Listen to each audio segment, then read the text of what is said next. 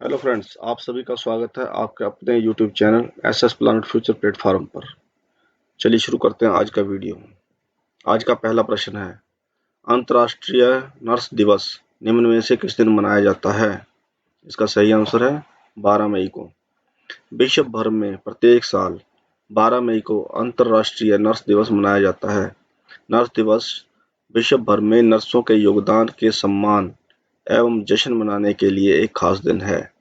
यह दिवस नर्सेज के योगदान को याद करने एवं उनके प्रति सम्मान प्रकट करने हेतु मनाया जाता है। इस बार अंतर्राष्ट्रीय नर्स दिवस 2022 की थीम थी nurses a voice to lead, invest in nursing and respect rights to the secure global health.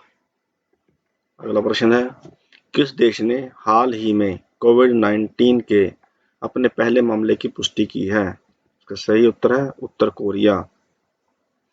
Uttar Korea ने हाल ही में कोविड-19 के अपने पहले मामले की पुष्टि की है। उत्तर कोरिया ने कोरोना के पहले मामले की पुष्टि के साथ ही देश भर में गंभीर राष्ट्रीय आपातकाल घोषित कर दिया है। उत्तर कोरिया के तानाशाह किम जोंग उन ने देश भर में लॉकडाउन लगाने का आदेश दिया है।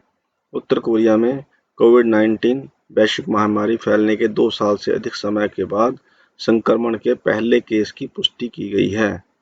अगला प्रश्न है, राष्ट्रपति रामनाथ कोविंद ने किसको देश का अगला मुख्य चुनाव आयुक्त नियुक्त किया है? इसका सही आंसर है राजीव कुमार। राजीव कुमार को मुख्य चुनाव आयुक्त नियुक्त किया गया है। राजीव कुमार 15 मई 2022 को अपना कार्यभार संभालेंगे। राजीव कुमार का जन्म 19 फरवरी 1960 को हुआ था। वे 1984 बैच के आईएएस ऑफिसर हैं। उन्होंने प्रशासनिक सेवाओं में लगभग 36 साल तक काम किया। उन्होंने बिहार, झारखंड के कैडर में भी लंबे समय तक सेवाएं दी। अगला प्रश्न है, किस महासागर के तल पर वैज्ञानिकों के एक दल द्वारा पीली सड़क जैसी संरचना की खोज की गई है? इसका सही आंसर है प्रशांत महासागर। वैज्ञानिकों की एक टीम द्वारा प्रशांत महासागर के तल पर एक पीली ईंट की सड़क जैसी संरचना की खोज की गई है। समुद्री वैज्ञानिकों के मुताबिक लिलीसुओ-कौलानी रिज सबसे बड़े समुद्री संरक्षण वाले क्षेत्रों में से एक है। अभी सिर्फ इसके 3% हिस्से तक ही इंसान पहुंच पाए हैं। ऐसे में आप अंदाजा लगा सकते हैं कि यह कितना बड़ा होगा। वैज्ञानिकों ने सड़क जैसी संरचना के सैंपल भी लिए हैं, जिस पर रिसर्च जारी है। अगला प्रश्न है, न्यूजीलैंड ने किस तारीख से आगंतुकों के लिए अंतर्राष्ट्रीय सीमाओं को पूरी तरह से खोलने का फैसला किया है? सही आंसर है 31 जुलाई। न्यूजीलैंड 31 जुलाई 2022 को रात 11:59 से आगंतुकों के लिए अपनी अंतर्राष्ट्रीय सीमाएं खोलेगा। इस खबर की घोषणा न्यूजीलैंड की प्रधानमंत्री जैसिंडा अर्डन ने की थी। देश उसी दिन स्थानीय बंदरगाहों पर क्रूज जहाजों का स्वागत करेगा। जुलाई के अंत में सीमा का खुलना सरकार की पिछली समय सीमा से 2 महीने पहले है। सीमा को फिर से खोलने से न्यूजीलैंड के आगामी स्की सीजन से पहले पर्यटन को बढ़ावा देने में मदद मिलेगी। अगला प्रश्न है, हाल ही में राष्ट्रपति ने रक्षा अलंकरण समारोह चरण 1 में भारतीय सेना के कितने जवानों को देश के तीसरे सबसे बड़े वीरता पुरस्कार शौर्य चक्र से सम्मानित किया? सही आंसर है 13। हाल ही में राष्ट्रपति ने रक्षा अलंकरण समारोह चरण 1 में भारतीय सेना के 13 जवानों को देश के तीसरे सबसे बड़े वीरता पुरस्कार शौर्य चक्र से सम्मानित किया। इनमें से 6 जवानों को मरणोपरांत सम्मानित किया गया है। स्वतंत्रता प्राप्ति के पश्चात पहले 3 वीरता पुरस्कार परमवीर चक्र, महावीर चक्र और वीर चक्र भारत द्वारा 26 जनवरी 1950 को प्रारंभ किए गए थे। इनको 15 अगस्त 1947 से प्रभावी माना गया था।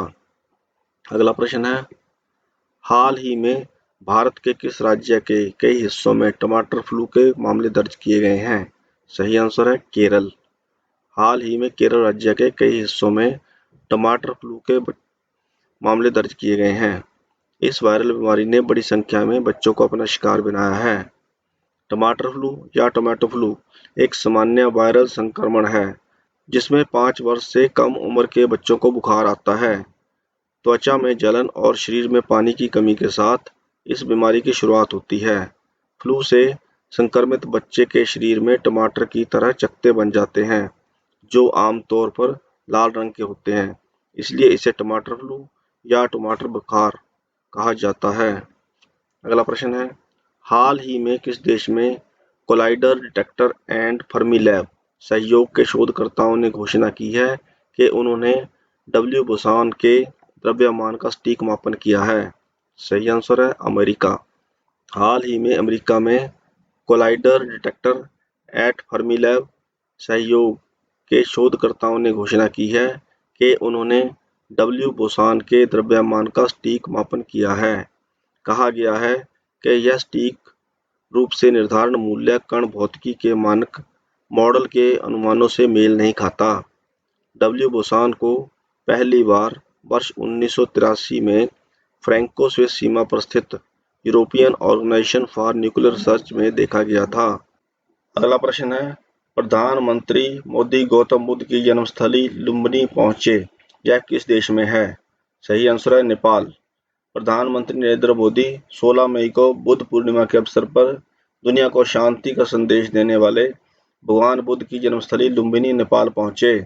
प्रधानमंत्री नरेंद्र मोदी ने लुम्बिनी में भारत की पहल पर बनाए जा रहे इंडिया इंटरनेशनल सेंटर फॉर बौद्ध कल्चर एंड हेरिटेज की आधारशिला रखी। लुम्बिनी दौरे से भारत और नेपाल के राजनीतिक रिश्ते मजबूत होंगे। दुनिया की बड़ी बौद्ध आबादी चीन, नेपाल, भूटान, श्रीलंका और थाईलैंड जैसे देशों में रहती है। पीएम मोदी ने नेपाल के पीएम शेर बहादुर देउबा और उनकी पत्नी आरजू राणा देउबा के साथ भगवान बुद्ध के जन्मस्थल पर श्रद्धांजलि अर्पित की। इसके बाद मोदी और देउबा ने मंदिर से सटे अशोक स्तंभ के पास दीप जलाए। विदेश मंत्रालय के मुताबिक 249 ईस्वी पूर्व में सम्राट अशोक द्वारा बनाया गया स्तंभ लुम्बिनी के भगवान बुद्ध का जन्मस्थल होने का पहला पूरा लेख है। अगला प्रश्न है, हाल ही में किस राज्य में चारा बिजाई योजना शुरू की गई? सही आंसर है हरियाणा। हाल ही में हरियाणा चारा बिजाई योजना शुरू की गई।